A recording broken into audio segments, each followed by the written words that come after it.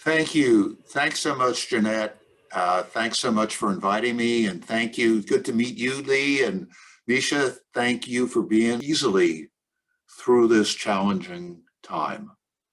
A way of using a time of trauma as an opportunity for personal, psychological, physical, and spiritual, and perhaps social transformation as well.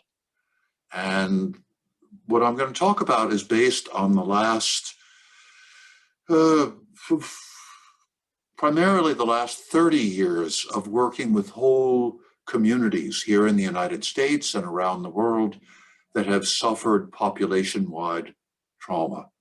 Trauma of wars. We've worked, I and my colleagues have worked during wars, after wars, in the Balkans, the Middle East, and Africa.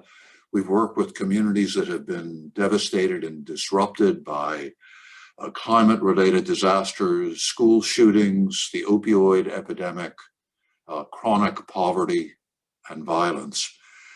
But the roots of what I'm talking about really go very deeply into the origins of modern psychiatry, of mental health, which really have the foundational understandings came out of and come out of the work that people like Freud and May did in the late 19th century. The understanding that they developed of the origins of much of our adult distress and early childhood trauma, early childhood difficulties of one kind or another. We now have formalized this study. We talk about adverse childhood experiences. That's a kind of 30-year-old notion. But 100 years before that, Freud, Breuer, and Genet understood this pretty well and explored the consequences and began to formulate the beginnings of an approach to help people deal with the consequences of early life trauma. And one of the important things about that approach, which is neglected now, and we've gotten very skewed, we've moved off into emphasizing the importance of people like me, psychiatrists, doctors, psychologists, clinical social workers, and we have lost the understanding, which I believe is there right at the roots of modern mental health, that this is a process of discovery that individuals can embark on themselves with help and guidance from others, but also that there's much that can be done on one's own. And just want to remind everyone that the foundation of modern psychiatry was laid by a guy who looked at himself, tried to understand what was going on with Freud, trying to understand what was happening with himself and understand where his symptoms, his concerns, his dreams, his anxieties were coming from. This possibility is there in everyone. The work we've done at the Center for Mind-Body Medicine over the last 30 years has been a process of education.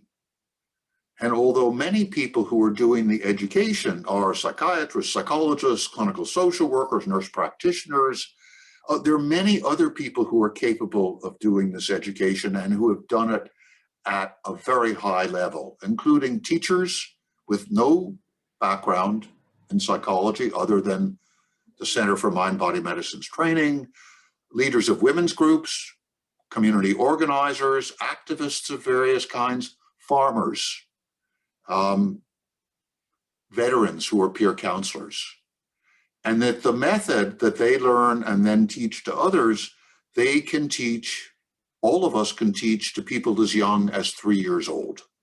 So this is our universal human heritage, what people all over the planet have learned over the last, we don't even know how long, but 20, 30,000 years anyway, what we've learned about ourselves and how to understand and help ourselves, combining this understanding and the richness of these ancient and indigenous traditions with the precision and the accuracy of modern science. And that it is possible for each of us, everybody who's here in this program, to learn to use this comprehensive approach for yourself, and for those of you who are interested, to learn to share it with other people. So I want to start off from that place. And if you want to learn more about the comprehensiveness of this approach and all the elements of it and all the research, as well as why I and so many other people are engaged, my most recent book is called Transforming Trauma, The Path to Hope and Healing. And you can easily get it on Amazon or wherever you'd like to. And it provides a comprehensive picture that I'm going to be giving you. It's like the full-length film. And I'm going to give you a little snapshot in this time today of what that approach is.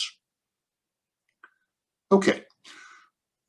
The understanding that I have, and again, this is an understanding that I can also credit to indigenous people all over the planet, is that trauma comes to everyone, sooner or later. Trauma is a Greek word. It means injury to the body, to the mind, to the spirit. It is not something that just happens to those other people, the people who are in the middle of a war, combatants or civilians. It's not something that just happens to those people who grow up in the most horrendous families with terrible abuse and neglect. It is part of our lives. It is part of being human. So, for example, early in life, children who come into the world in families that are where they're growing up in neighborhoods where they're economically challenged, where there's a lot of violence, that's traumatic. In some ways, and we can talk more about this, I often get the question, well, what's the difference between the kids you work with who've been through a war and the kids in Washington, D.C. who've really had a hard time growing up? Those kids in the war have lost 1, 2, 3, half a dozen family members. But the kids in Washington have also been significantly traumatized. And I say that's absolutely right. And that trauma that comes early in life and that's often repeated, and particularly when the trauma comes from neglectful or abusive parents, goes deeper into our biology and our psychology, deeper into every cell in our body, and is more challenging to work with than the trauma of a kid who's lived through a couple of years of war. And I've worked with both those populations over the last, actually 50 years. US population for 50 years, overseas for 30 years. So that's early life trauma, but also physical illness early in life, or the loss of a parent, or a divorce. Those are traumatic events for the child. As we grow into youth and young adulthood and midlife, we can experience disappointments that are terribly overwhelming and deeply distressing. Disappointments in our sense of who we are. We're unable to do what we've had our hearts set on.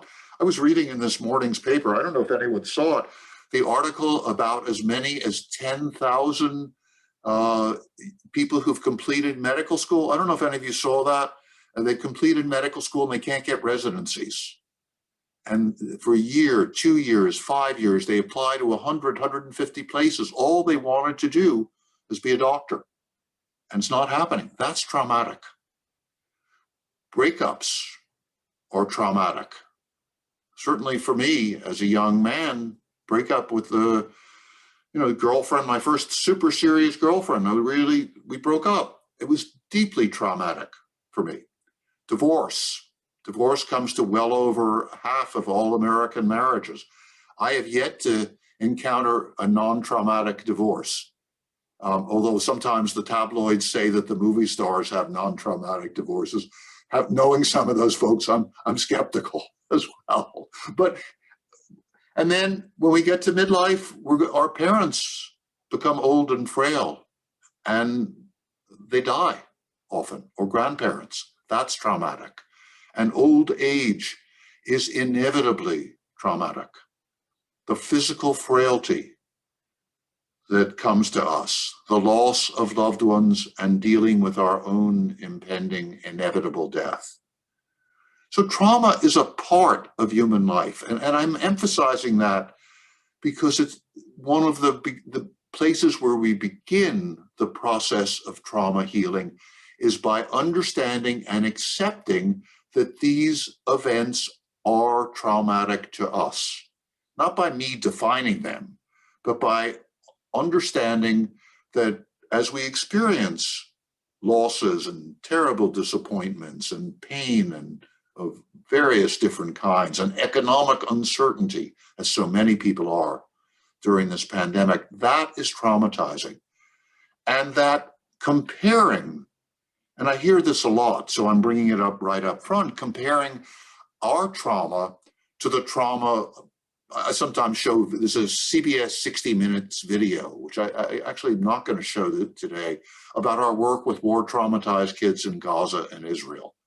And you can look at that video, and sometimes people will say, well, compared to that little girl who was featured, who lost her father, 2 uncles and an aunt, had her home destroyed and her neighborhood bombed to pieces, our trauma is so minor. I don't think that's very helpful. I think the point is that each of us has to deal with whatever has come to us, and that all of us can respect what's happened to the others and learn from what's happened to others. But comparing is a fool's game and does nothing for anybody. My experience with people who've experienced those losses of many members of their family is they don't think I'm more traumatized than the person who's going through a terrible divorce. I've had those people in groups together. They understand. And there's a sense of compassion that can grow out of that trauma that helps them understand other people and what they're going through. So trauma inevitably comes to humans. It's part of the human condition. During this time of the pandemic, it comes to everybody. There is nobody I know of, and at the Center for Mind-Body Medicine, and we'll talk more about our work later, we've worked with thousands and thousands of people who have been through significant, who are getting in touch with the trauma they've experienced. Frontline healthcare workers, of course, people who are driving buses, and people working in supermarkets, and people whose kids are at home and the kids don't know quite what to do and the parents don't know quite what to do. People who've lost family members.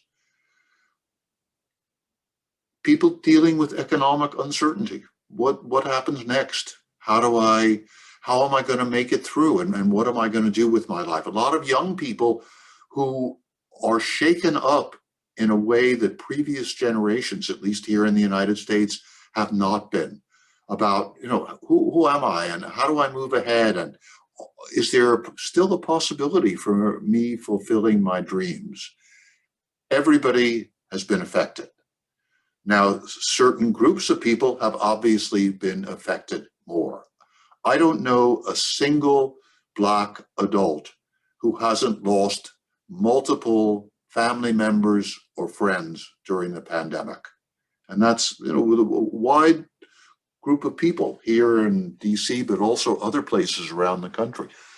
We work a lot with Native Americans. There have also been enormous losses there, losses in the Latino community as well. So it's the extent of trauma has been uneven, or the foci are in certain communities, but everybody has been affected. And it may come out in small ways, with being more irritable, being more impatient, I don't know, Tatiana and Lauren can testify to whether that's happened to me as well. I can feel it in myself at times. Difficulty sleeping, difficulty concentrating, challenges in relationships that may have felt pretty harmonious. We're all being affected during this time. I want to simplify for a moment the biological effects of trauma and give you a sense of what they are in general, and then teach you a technique that is particularly helpful with dealing with the primary biological insult, if you will, that comes with trauma. There are two basic reactions that we have when we're dealing with trauma, whether it's loss of a loved one, being in the middle of a war, having to be at home in the middle of a pandemic, or having to be exposed potentially to the virus in the middle of the pandemic. Two basic responses that are built into our biology and that affect our psychology and the way we relate to other people. The first, which I would venture to say everybody here knows the name of and has experienced, is the fight or flight response. I just want to check. How many of you know fight or flight? Let me raise your hand so I can see hand. Everybody knows fight or flight? Yeah, of course. And everybody's experienced it. I was in Haiti after the earthquake. I was with a group of 10-year-old girls who had lost their homes, and many had lost family members.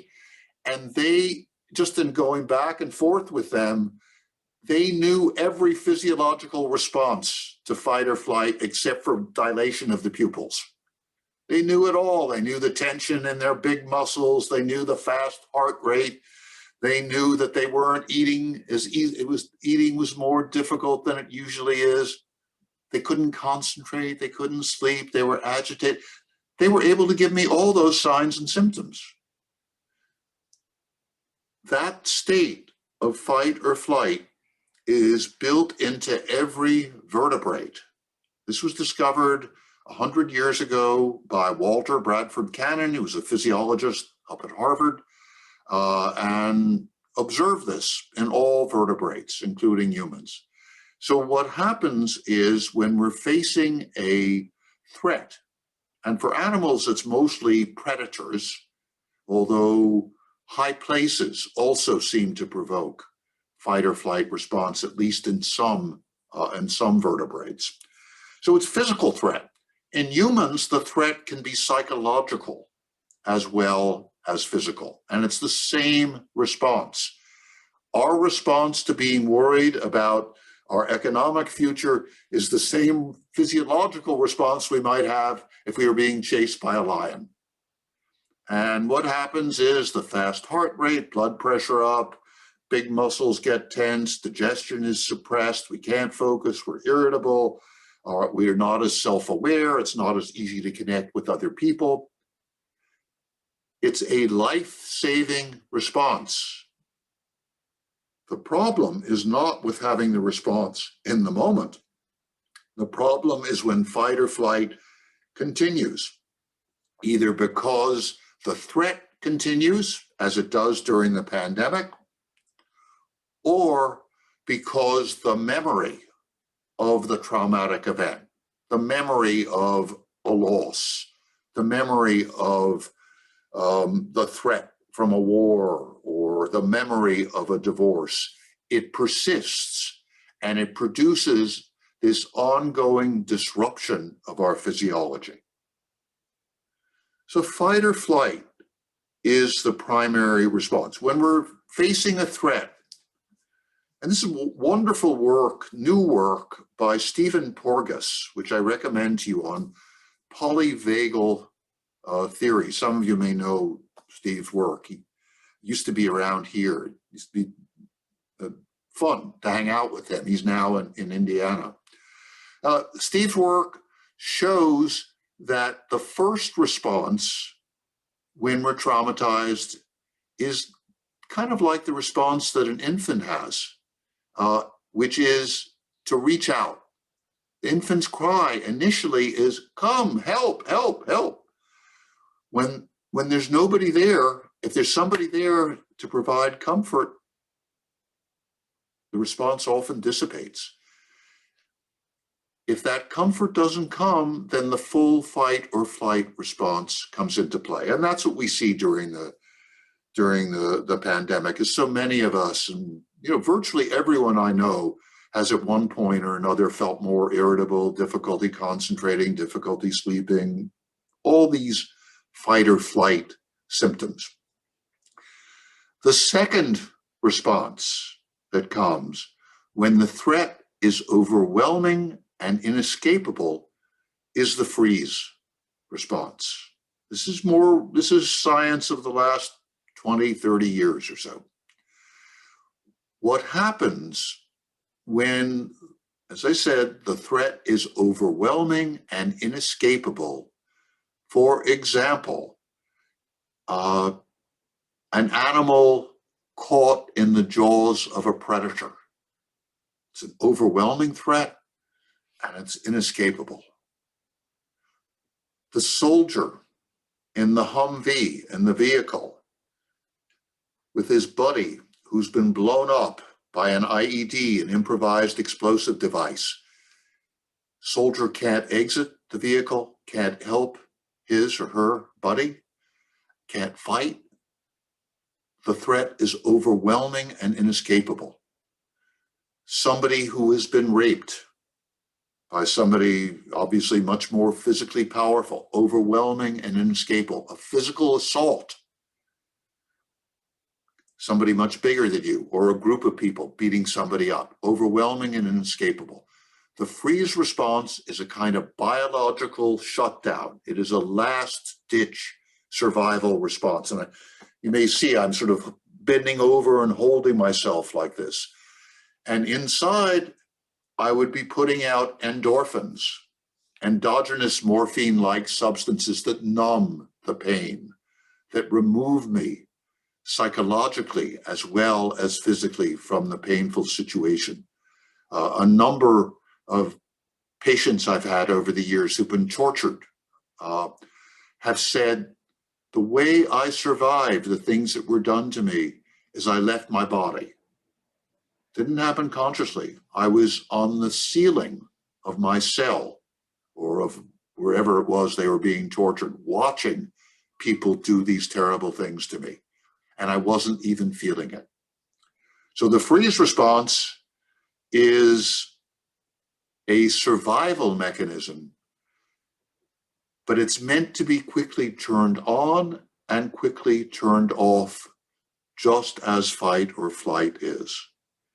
And if you want to see these responses quickly turned on and quickly turned off, one place to look is in films of animals on the Serengeti Plain in Africa.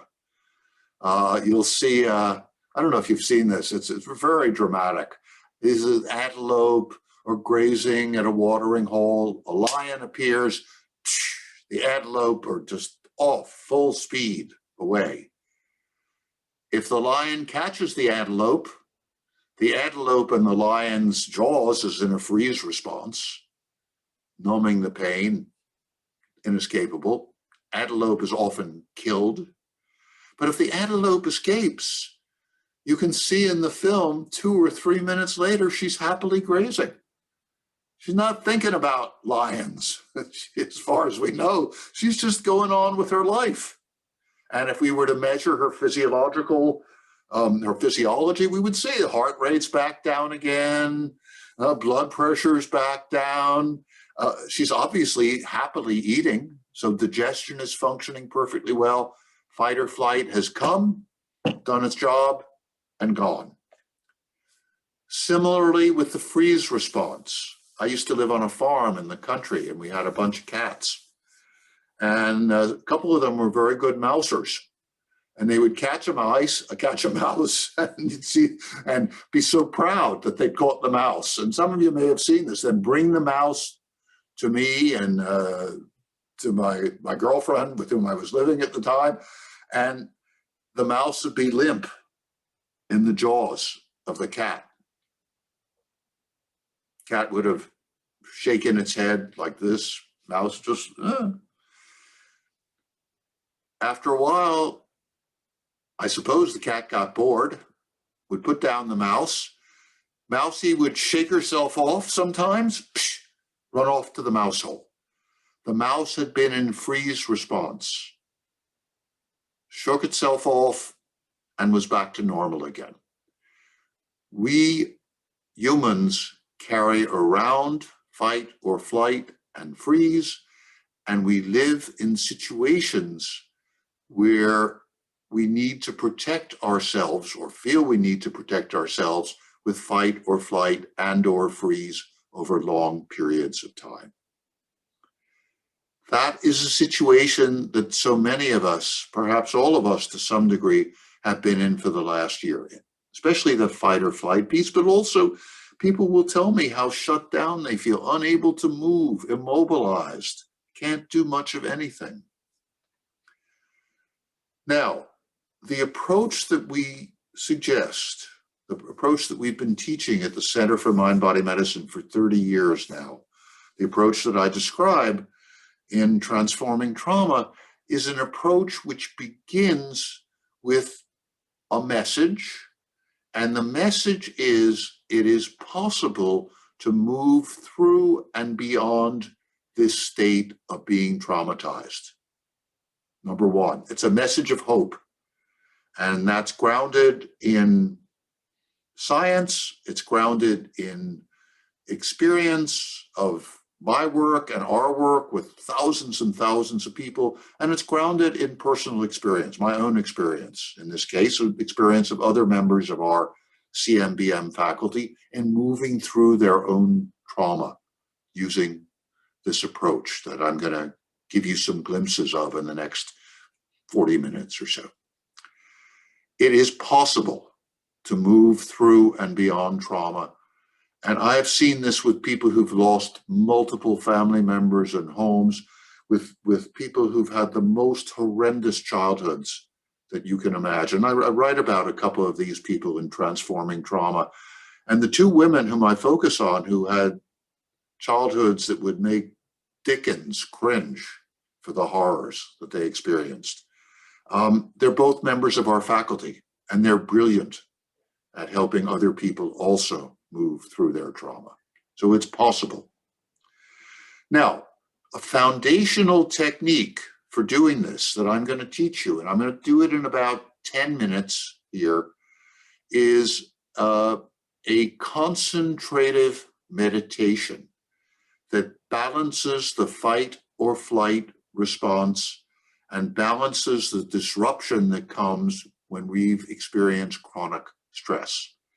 So I'm going to teach this to you, and Tatiana, Tati, do you want to, so people can see you, because you're the one who connected me with Jeanette and with this program at GW.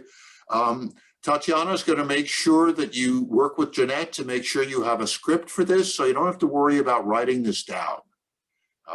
In Transforming Trauma, I have the script, I have all the research, I have all the stories, but each of you will, if you give Jeanette your email, we'll send you the script for this. So there's no need to, and Tati, that's right, isn't it? Everybody will get this? Great. So all you need to do is do this with me. It's about 10 minutes or so, and I will go through the physiology of how this works as I teach you the technique. Okay? So what I'm going to suggest is you sit comfortably. And you notice I changed my position a bit. Some of you may have changed your position a bit too, because we have all these habitual positions that we get into. I mean, I find one of mine is leaning toward the screen, right? I want to be close. I want to see you. I want to connect. But it's not the most comfortable position to spend a fair amount of time in, and much more comfortable to sit back and relax. So I encourage you just to get comfortable. And I'm just going to take you through this now for the next 10 minutes. Allow your breathing to deepen. And I've closed my eyes, and I would invite you to close your eyes too, if that's comfortable for you. It removes a great deal of external stimulation.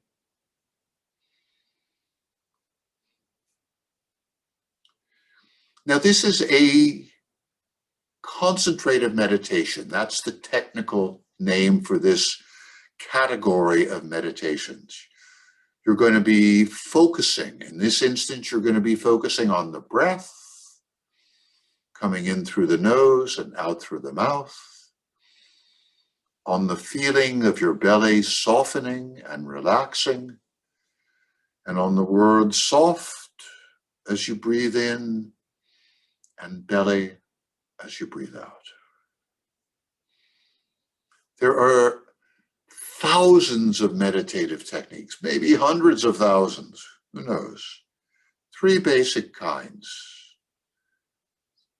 We're doing a concentrative meditation, and please continue as I'm speaking to breathe slowly and deeply and focus on your breath coming in through your nose and out through your mouth. Concentrative meditations are old, perhaps 7,000-8,000 years old, or maybe much older. We have records of them in the Vedas, Indian scriptures.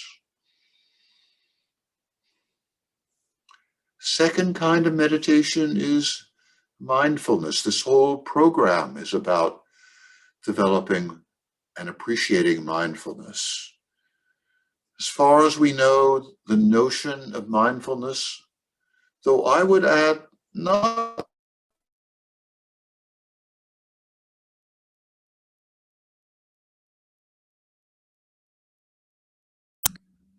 Hey, Jim, it looks like we lost your sound. We lost your sound. Actually, we lost Dr. Gord. Can you hear me now? Yep, we can hear you. Yes? Yes, we can hear you, Dr. Gordon. Beautiful. Okay. Inevitably, there are going to be interruptions. Don't worry about it. Just bring your attention back to soft belly breathing. My great teacher, Jimmy Cliff, whom some of you may know as a reggae musician, says opposition will come your way. Not to worry, just let it come. And let it go and return your attention to soft belly breathing. So concentrated meditation and then mindfulness. Mindfulness meditation we associate with Siddhartha Gautama, who left his palace home, became a wanderer. We call him the Buddha, the man who woke up and suggested that we pay attention to thoughts, feelings, and sensations as they arise. The third kind of meditation, the oldest one on our planet, is expressive meditation, physical meditations, fast, deep breathing, whirling, jumping up and down, shaking and dancing. Right now, we're practicing a concentrative meditation, focusing on the breath, coming in through the nose and out through the mouth, on the feeling of our bellies softening and relaxing, and on the word soft as we breathe in and belly as we breathe out.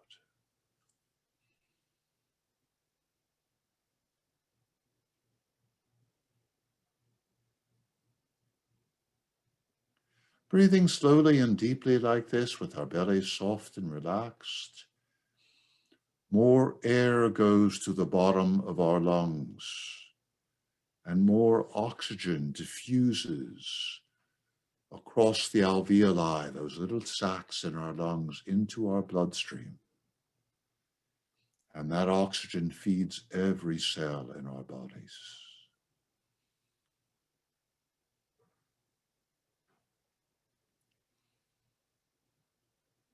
Breathing slowly and deeply like this, in through the nose, out through the mouth, with our bellies soft and relaxed,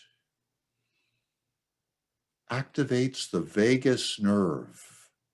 That's V-A-G-U-S. Vagus means wandering in Latin. And this big nerve wanders up from our belly through our chest, back to the central nervous system, to our brain. And when it's activated by slow, deep, soft belly breathing, it slows heart rate, lowers blood pressure, relaxes the big muscles in our arms and legs. It improves and enhances the efficiency of our digestion. And breathing slowly and deeply like this, in through the nose and out through the mouth, with our bellies soft and relaxed, quiets activity in the amygdala. That's A-M-Y-G-D-A-L-A. It's a Greek word. It means almond. It's an almond-shaped portion of our emotional brain. It's the part of our emotional brain responsible for fear and anger. And when we're breathing slowly and deeply, in through our nose and out through our mouth, with our belly soft and relaxed, we're quieting activity in the amygdala. Soft belly breathing is the antidote to the fight or flight response. And it enhances activity in the frontal part of our cerebral cortex, in areas of our brain responsible for thoughtful decision-making and self-awareness and compassion for ourselves and others. And as we breathe slowly and deeply, in through the nose and out through the mouth, the vagus nerve makes more effective connections with other nerves, other cranial nerves, other nerves that are from our head, that govern facial expression and speech. So when we breathe slowly and deeply, in through our nose and out through our mouth, with our belly soft and relaxed, when we're doing soft belly breathing, we're quieting our body, calming the fear and anger in our mind, making it easier for ourselves to think clearly, to be self-aware, to feel more compassion for ourselves and others, and to connect more easily with other people, to read their facial expressions and tune into their speech.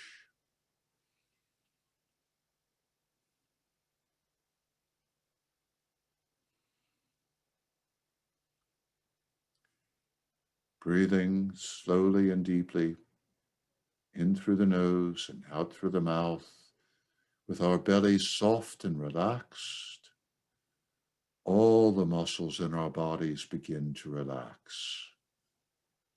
And you can feel this now, feeling the muscles relax in your belly and your pelvis and your buttocks as you exhale.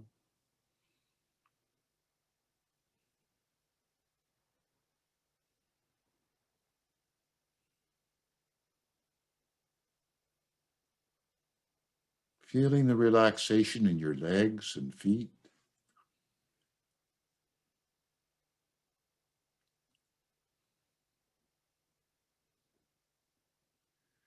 Feeling the muscles relax all up and down your spine, from the base of your spine to the base of your skull. Feel those muscles relax as you exhale.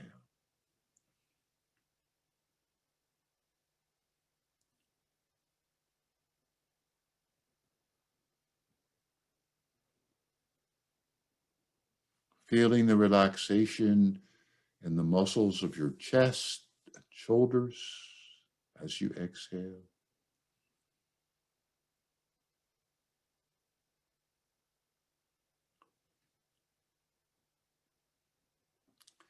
feeling the relaxation in your arms and hands.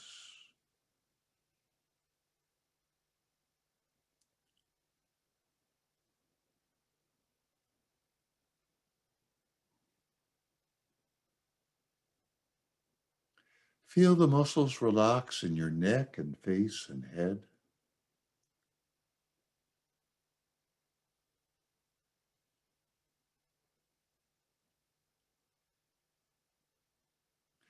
Feel your whole body relax with each exhalation.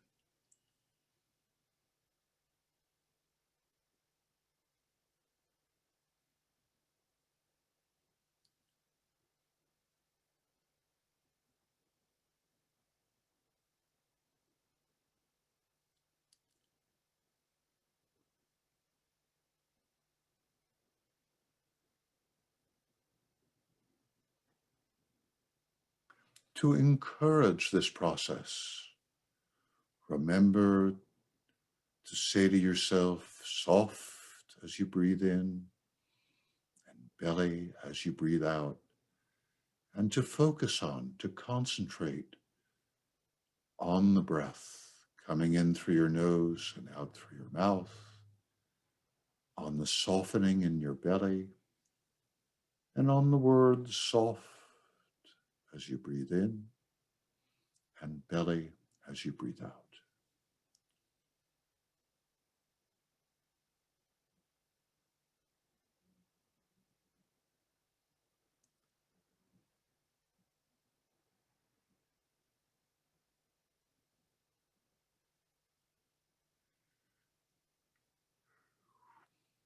If thoughts come, let them come, notice them,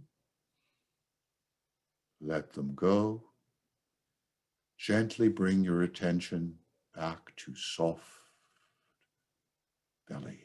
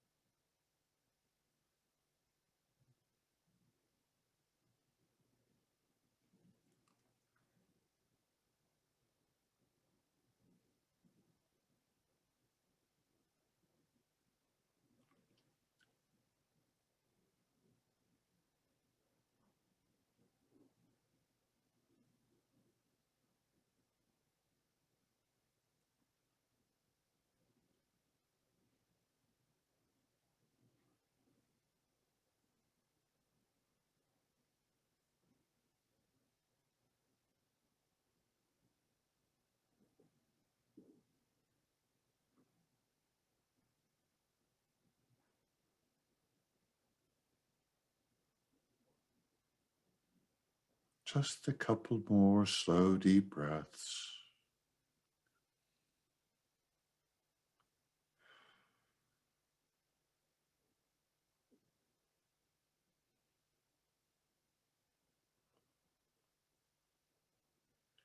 Now open your eyes slowly, gently, and let your attention come back into the room.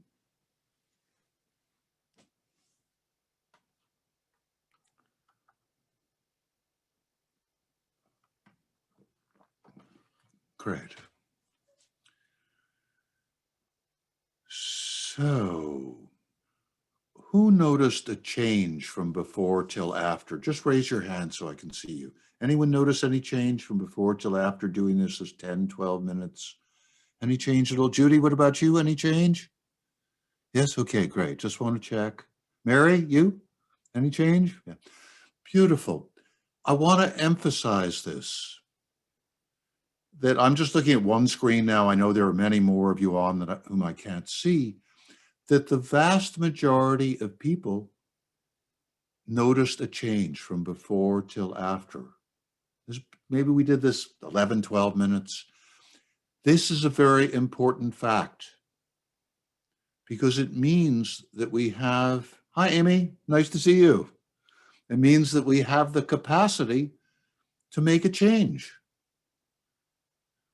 this is one of the deepest difficulties for when we've been traumatized. We feel it's not going to change. There's nothing I can do. The pandemic's outside, it's raging. I can't change it. I can't, make the vaccinations come any faster. I can't, get the economy going any. We can't control that, but we can make a difference in how we feel. And this is not only important now during the pandemic, this is vitally important for anybody who's suffered any kind of trauma, any kind of loss. It's vitally important for people with chronic illness. One of the worst things about chronic illness, as well as about depression, where it's a hallmark, feeling helpless and hopeless are the hallmarks of depression, but also in chronic illness, we tend to feel kind of hopeless and helpless. What can I do? And it's just been here so long. This technique and this experience gives a firsthand, direct experience that you can make a difference. And if it doesn't happen the first time, it's likely to happen the second or third time. I'm going to come to questions. Somebody has a question already. We'll come to questions in a moment. So this direct, and I have seen, I don't even know how many people who have been in a workshop like this for an hour and a half or so, and they've learned soft belly and they brought this out into their life. And it has been the engine as well as the foundation for a profound, sometimes miraculous change. Because this one technique brings us into the physiological and psychological balance that we need to use every other tool of self-care and self-healing. And I'll share some information about some of those tools during the rest of our time together, and to use other tools and techniques, whether it's reading or taking a course or hanging out with people, that coming into this physiological and psychological balance is absolutely foundational and can be the basis for very, very profound change. So I want to open things up now for anyone who would like to share their experience or has questions about soft belly breathing. Because if you can take this one technique home with you and use it on a regular basis, it can be miraculous. I've been working with people who were affected by the invasion of the Capitol. And, some of them begin first session teaching soft belly breathing, and that's what they've learned. And already after one session and learning that and practicing that fantastic level of agitation that they were experiencing is dissipating, beginning to dissipate. It's the power, it has enormous power. So questions or sharing of this experience. And Jeanette and Lauren, I'll let you sort of organize this so I can respond. Sheila Clark, would you like to unmute yourself and ask your question directly? Yes, I just wanted to know how many times a day should we do this exercise to get maximum results? That's a great question. The research on meditation, there's a great deal of research on both concentrative and mindfulness meditation. By now, thousands of studies published in peer-reviewed journals showing how effective these techniques are. I'm coming around to your question, but I want to give it a little context. The original studies were done on people who had been lifelong meditators, people like Tibetan monks. Herb Benson up at Harvard did some of those studies. Then studies were done by Keith Wallace and others on people who did transcendental meditation, who were meditating twice a day for 20 minutes each time. And Herb and others replicated those studies. Then others like John Kabat-Zinn and Richie Davidson and have done studies on people meditating mindfulness meditation, usually about 40 minutes a day. More recent studies, and they've shown enormous changes. Not only reversal of fight or flight with blood pressure and pulse rate down, improved digestion, improved thinking, decreased anger, improved compassion. They've shown all those things. More recent studies have shown significant changes in brain function. That is, in the way the amygdala, that center of fear and anger, relates to the hippocampus, which mediates stress, and to the frontal cortex.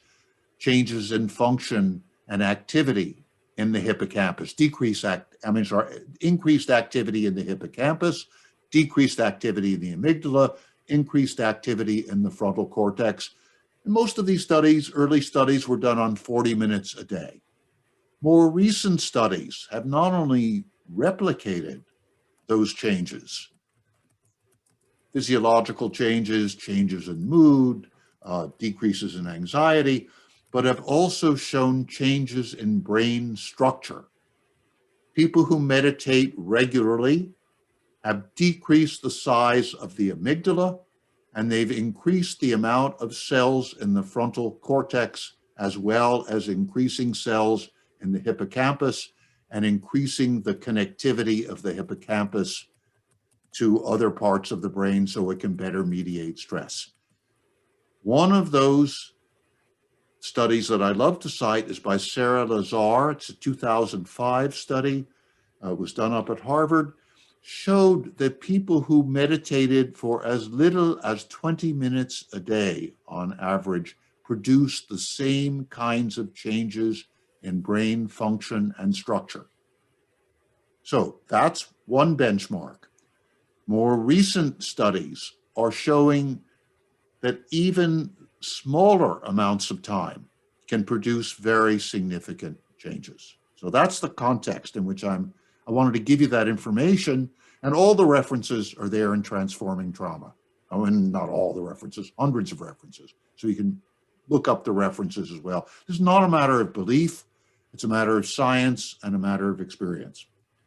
What I have seen is very profound changes, and I can't say that I've measured the change in the structure or functioning of the brain, but what I've seen is very profound changes in mood and decreases in anxiety, improved connectivity to other people, greater happiness, greater optimism in people who meditate 3 or 4 minutes, 2, 3, 4 times a day.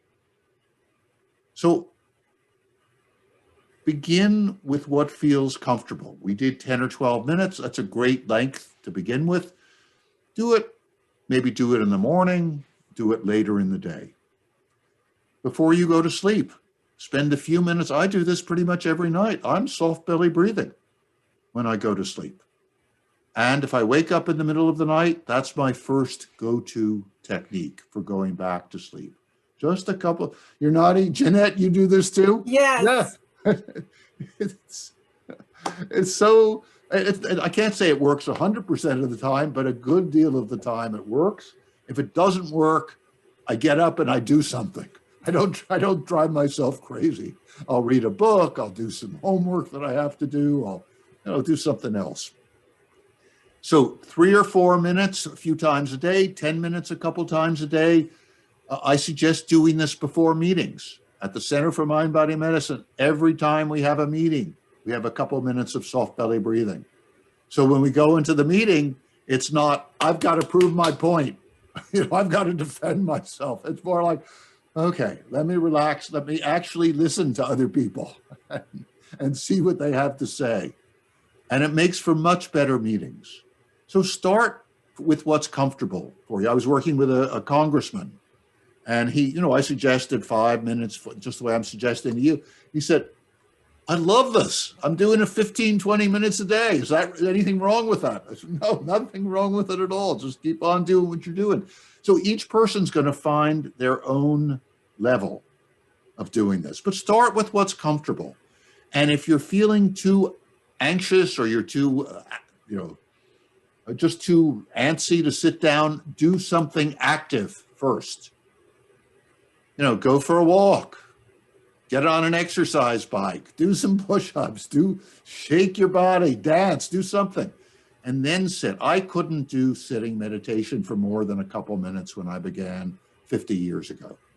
So I started with the expressive meditations and came to the quiet, concentrative and mindfulness meditations later on.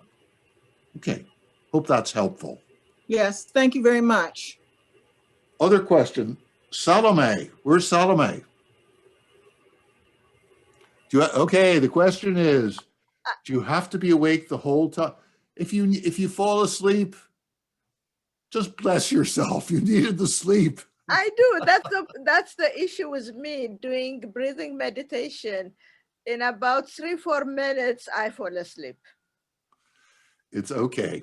So you may need a little more sleep. Think about that. Yeah, but even in the middle of the night, like you said, when I wake up, I do a couple of deep breathing and I fall asleep. It's okay. Don't worry about it. And it's happened to me. I feel refreshed afterwards. If you fall asleep, you fall asleep. No problem. But sometimes people who fall asleep, it's a message. Get a little more sleep at nighttime, or you need to take a nap or something like that. But it's okay. No problem. Sleep itself is so refreshing. I just want to say a word about sleep. At the end of yesterday, we had a really sort of busy day, all kinds of workshops and doing online work with people in Haiti who were so overwhelmed by the violence there. It's heavy. And I was tired. I'm not usually tired at the end of the day. I was tired. I went to sleep for 10 minutes and I was fine again. So if you feel you need to sleep, please do. It's so refreshing. Any other questions or reactions? Anything anyone would like to say? Yes, is expressive meditation the same as somatic meditation? As what? Somatic? Somatic? Well, I don't know. You're talking about Peter Levine's work? It's body breathing. Yeah, well, it's yes and no. Somatic is soma means body. It's a Greek word. Right. Somatic meditations, whatever they are, anything that's called that, is a kind of, they are kinds of expressive meditations. Okay. So expressive meditations are very wide range. Laughter can be an expressive meditation. Oh, got it. Okay. Very powerful. I think I use and we use as part of our comprehensive program, and that's the same one I teach in Transforming Trauma. Expressive meditations are very important. Every indigenous person, every indigenous group on the planet that I know of or have read about uses expressive meditations. But we've neglected them. And people who do somatics are bringing those back. They're very, very effective, particularly if we've been significantly traumatized. Because shaking and dancing, we don't have time to do it now. You can look at videos. You can see us shaking and dancing in a dozen places on the planet with different groups of people, different ages and sizes. It's so useful in directly breaking up the freeze response. It's helpful for that fight or flight, chronic fight or flight, but it's the most direct way to break up trauma-frozen bodies. Expressive meditations are also likely to bring up emotions. I was working with a group online yesterday. In the Haiti group, sure. But also, this is a group of people in Southern California who've been living through the pandemic. I would say 2/3 of them felt strong emotions when we did shaking and dancing. Crying, anger coming up, laughter coming up. So take a look at the script for shaking and dancing, and you can do it. Anybody can do it. You shake your body for 5 or 10 minutes, standing up. Pause for a minute or two, relax, be aware, and then let your body move to music that's inspiring or energizing for you. I do this with some of you may be working with medical students. Yeah, that's it, Misha, you got it. I've been doing this with medical students at Georgetown. I'm not spending as much time there anymore, but I started doing this 40 years ago. And medical students at Georgetown, many of the ones who've come through the groups that I lead or the groups that the faculty, I think 30 or 40 of the Georgetown faculty now lead mind-body groups. Those students, before an exam, they'll go in the men's or women's room, many of them. They'll go into a stall, they'll close the stall, and they'll shake like that for a few minutes. And then they go into the exam and they're relaxed and they can focus much better. So expressive meditations are beautiful. I'd experiment with them. The shaking and dancing, there are really no contraindications. Just, if you're interested, look at Transforming Trauma, look at the script, check it out, do it. Give yourself a little time afterwards to rest and relax and maybe write down what happened. Those expressive meditations, waking up in the morning is a good time to do them. Also at the end of a workday to get rid of whatever tension has accumulated. Any other questions? I have a question. Yale Flersberg's husband wants to know why you chose to lead the exhalation through an open mouth Beautiful question. Yeah. And I'm exploring all the physiological reasons, which at this point, I don't know. What I learned when I learned this 45 years ago, and then what I've experienced myself, and then what other people have experienced, is this is a particularly relaxing way to meditate and to breathe. Now, whereas mindfulness meditations, where you breathe in through the nose and out through the nose, tends to be a little more focusing, a little more creating, as it suggests, a little more awareness. Breathing in through the nose and out through the mouth seems to, with the belly soft and relaxed, brings the energy, brings the whole center of gravity down in the area that the Chinese call Ken, the Japanese call the hara, just below the navel. So it's bringing our center of gravity down. It is grounding. I'm exploring the physiology now. In a little while, I'll come back to you with a more complete physiological explanation, because people do ask this question, reasonable question. Nobody that I know of has systematically looked at it. I'm sort of pulling at threads from different pieces of research. But do the experiment yourself. See what it's like to do 10 minutes of breathing in and out through the nose, and what it's like to breathe in and out, in through the nose and out through the mouth. Look at what it's like to breathe in and out through the mouth slowly, what that's like. There's an expressive meditation that I teach, which involves very fast, deep breathing. Please do not do that in and out through the mouth, because you'll hyperventilate. If you do it in and out through the nose, it's fine, no problem. I just wanted to put that out there. As far as the soft belly breathing, quiet breathing, experiment, you see for yourself. But my experience over 45 years, experience of working now with thousands and thousands of people, is that this is particularly, the feedback I get is this is indeed relaxing. Doesn't mean it's better, but it is a great practice to begin with. It's easier for a lot of people to do, and it does create that physiological balance that makes it so much easier to use all the self-care techniques. I want to give you a little more information about the comprehensive approach, and then we can have some, Jeanette told me we have till 3:30, so I'll give you a little more information now about the comprehensive approach, and then I'm happy to respond to other questions or thoughts that you have. So this is foundational, this soft belly breathing, coming into physiological balance. And if you think of what I said to you, there's less anxiety, there's less anger, there's less fear, your brain is working more efficiently, it's easier to connect with other people. If you take those physiological results, you can see why it makes sense to begin with soft belly breathing.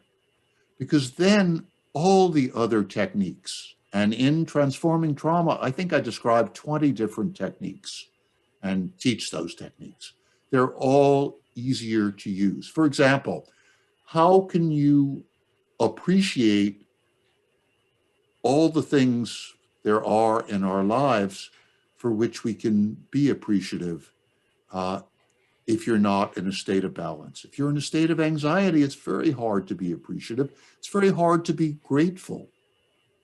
For example, there's a lot of research showing that if you can keep a gratitude journal and write down 3 to 5 things each day for which you're grateful, it decreases anxiety, improves mood, helps you deal with chronic physical conditions, makes it more, you're more likely to recover more easily from heart attacks and other significant physical issues.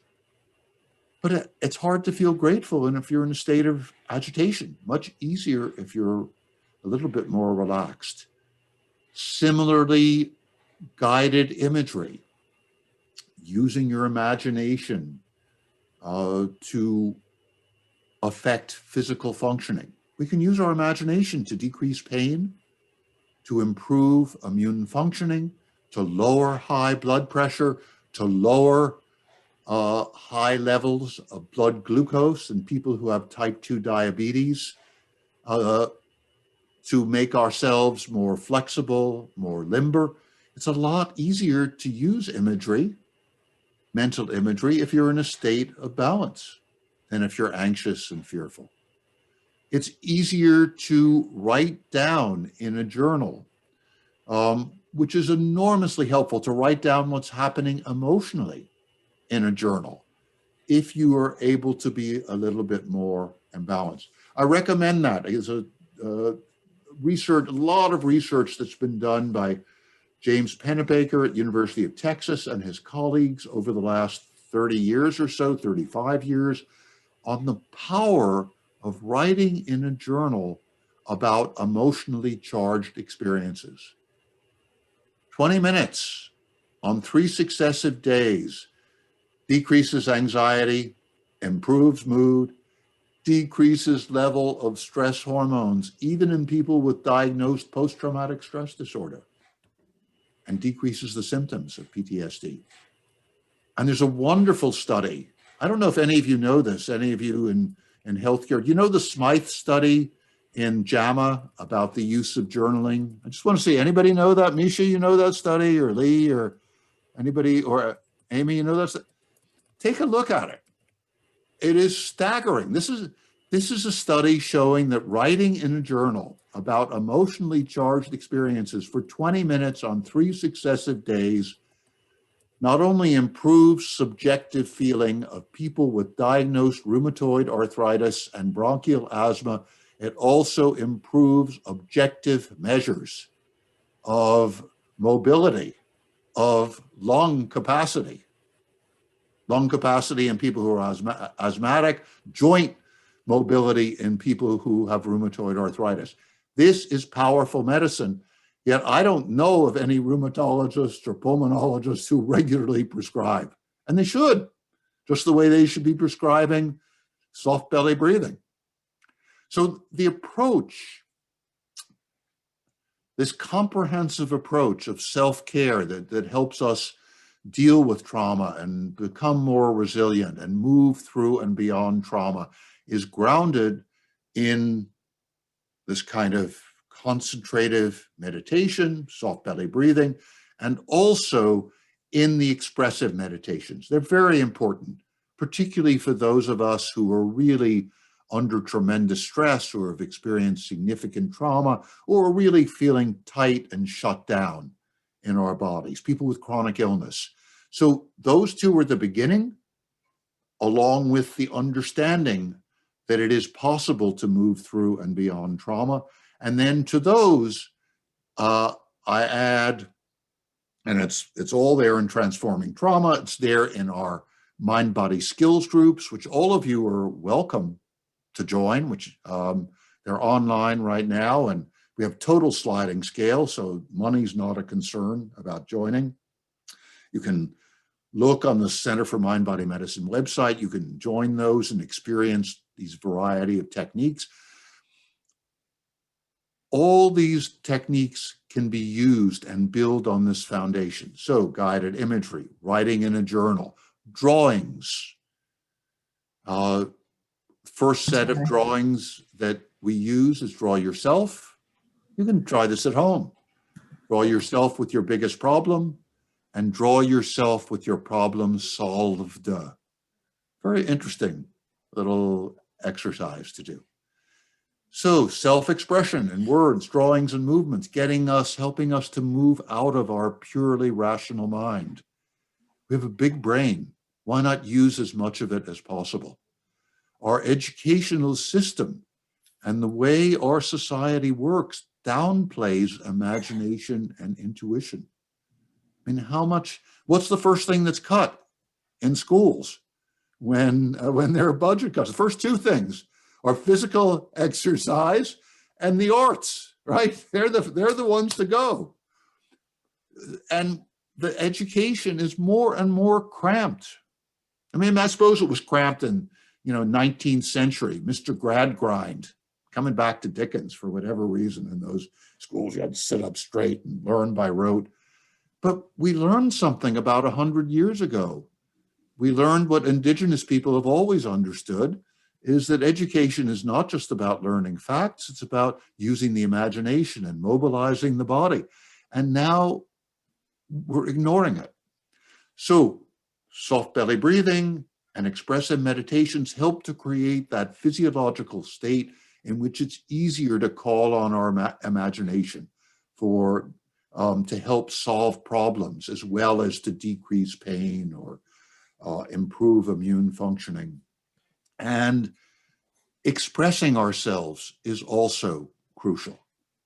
On a page, in a journal, with other people, expressing ourselves with drawings, with body movement, as well as with words. Sometimes words are easy, but sometimes they're not. We feel inhibited about words. It's easier to draw a picture or move our bodies. Connecting with other people. When we're in fight or flight or freeze, it's much more difficult to connect with other people. And you can understand that. If you're running away from a lion, that's no time to kind of hang out with other people in the herd, or other animals in the herd, right? It's not, you just want to get away. It's life or death. And we're in that same state. And if we can get a little calmer, it becomes easier to connect with other people. One of the things that I would suggest to you that I've been doing since the beginning of this pandemic, I did it some before, but it's much more important now, is when somebody comes into my mind, especially if they come in more than once, I reach out to that person. I don't even know why half the time. Somebody I haven't been in touch with for 6 months or a year or 2 years or 10 years, I get in touch with them. I'm trusting that intuition and I'm reaching out. And that reaching out is so helpful. A lot of the research on trauma has shown that the single most important, in this research, I would say soft belly breathing, probably at least as important, but the research that's been done on single techniques or single interventions shows that connection with other people is the single most important change that we can make when we're traumatized. So it's really important. It's one of the reasons why we focus in our work at the Center for Mind-Body Medicine on work with groups, small groups and whole communities, giving people a chance to learn and share with each other. That connection with other people helps to reverse fight or flight. There's very interesting research that's not terribly well known by Shelley Taylor coming out of UCLA on the tend and befriend response.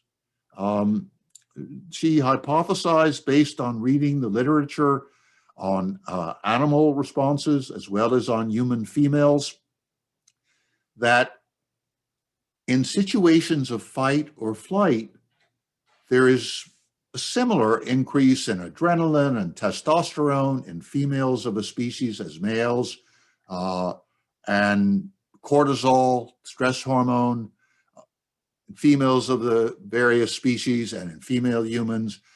And there is also another response that sometimes comes in which Estrogen also goes up, and oxytocin, the bonding hormone, increases, and endorphins increase.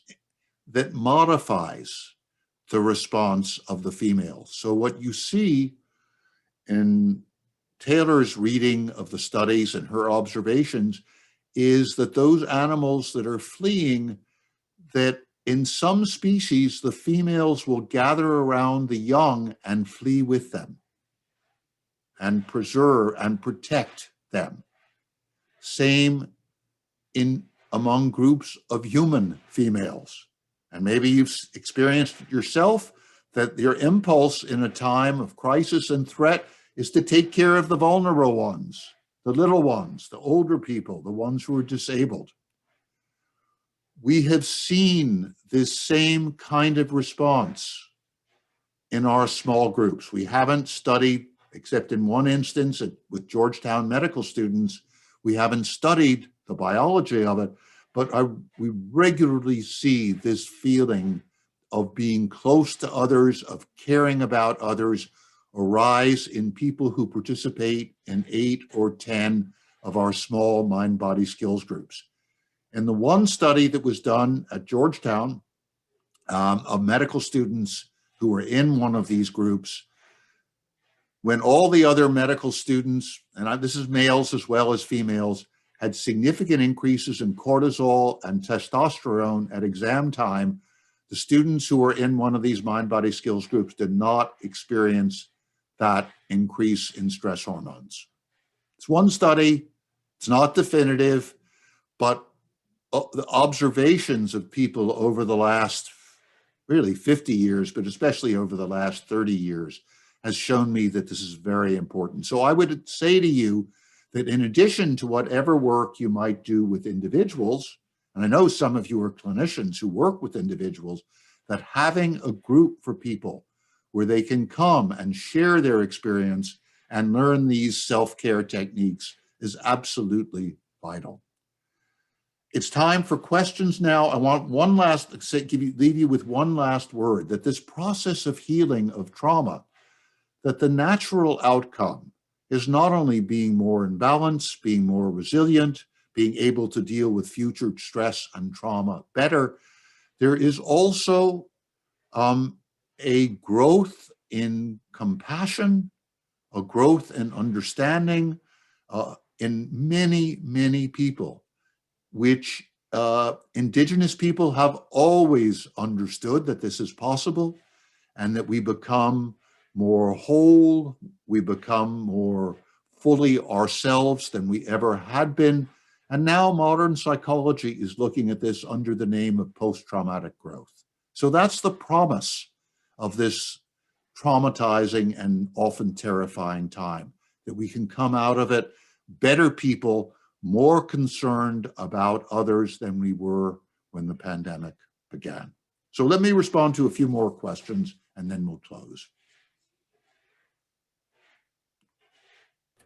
We had a question about music. And let me go back and Yes. find it.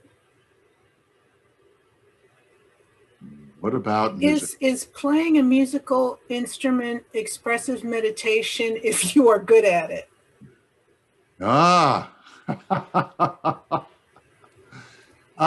Yes, it is. But let me make a distinction. That expressive meditations tend to be ones where you can lose control. So when I'm doing the shaking, I'm not trying to control the shaking. When I'm doing fast, deep breathing, I'm just doing it. Sometimes it's called chaotic breathing. Now, there are expressive meditations like yoga, like Tai Chi, like Qigong. Those are also kind of where there is an element of control. So I would distinguish between two kinds, and playing music is like that. Although at certain times, and I'm thinking of countless drummers, and I'm thinking of Ornette Coleman, people are going into an altered state and it's just coming, and it's truly an expressive meditation. So it may begin as a kind of quiet, somewhat controlled meditation, but it can go as it Thelonious Monk. I'm seeing Thelonious Monk at the piano, and I'm seeing it and I'm feeling it. So do it. See what happens. Music's beautiful to do. And, you know, even if you're not a musician, get some drums. Just start wailing on the drums or play on a cushion, whatever suits you. Yes, but music is also beautiful for bringing up emotions. It's so, and use music, if you're using music for yourself, if you're playing, I'm switching from being the musician to simply playing the music, play music that is moving and inspiring to you right now. And I always mention that years ago in my private practice, 3 women in my practice who did not know each other, for the 3rd phase of the expressive meditation, which began with shaking and continued with a couple minutes of just standing and relaxing and being mindful, when it came time for the body to move, to dance to music, all 3 of them chose the same tune. It was Carly Simon's "You're So Vain." And you can imagine what they were going through. And it worked. You know, they were able to feel those feelings of anger and frustration. Other people in music will pick music that's simply inspiring, whatever it is. It could be the Pachelbel Canon. It could be Bob Marley's Three Little Birds. Whatever it is, pick something that is good for you, that moves you in the moment. Any other questions? I think that we are going to wrap it up for now, because the next question is one I know that you could talk about for a while, but you have to be someplace at 4. So I am going to send the question to your team, and then maybe they can answer it, and we'll include it in a future email. Fantastic. Because it's a question about the next frontier of your research. Oh, well, let me just say a word about that, Jeanette. Okay. Look on the Center for Mind-Body Medicine website. We have all kinds of videos of these techniques. I do webinars. I don't know, Lauren, I've probably done 30 webinars with all kinds of interesting people. We have the mind-body skills groups that I mentioned, total sliding scale. We have groups by people whom we've trained, our faculty and people who've come through our certification program. And also for those of you who are interested, we have training programs. Amy, where's Amy Kossoff? She's here. She's on the works with Misha and AIM. She's a physician. She's come through the training program. If you're interested in learning how to do this, not just for yourself, the groups are great for that, but with other people, and you're welcome. You don't have to be a health or mental health professional, as I said right at the beginning, to do this work. And if you want the full, to understand all the techniques, please look at my book, Transforming Trauma. It's all there. And give us your email and we'll keep you posted about everything we do. And as Jeanette said, we'll send out this information as an invitation to you as well. And you can also find Dr. Gordon's research on the website. Yes, thank you, Jeanette. You're welcome. Lots of studies. So I'm going to thank you so much for being with us, Dr. Gordon. We appreciate your time. I'm going to turn things over to Misha now to say the goodbyes.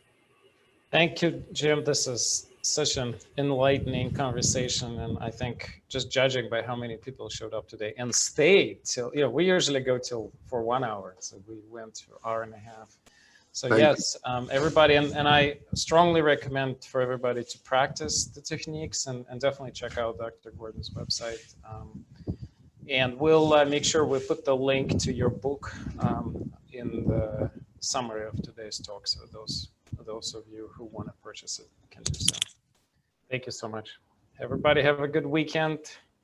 Try to stay warm. I know I will. But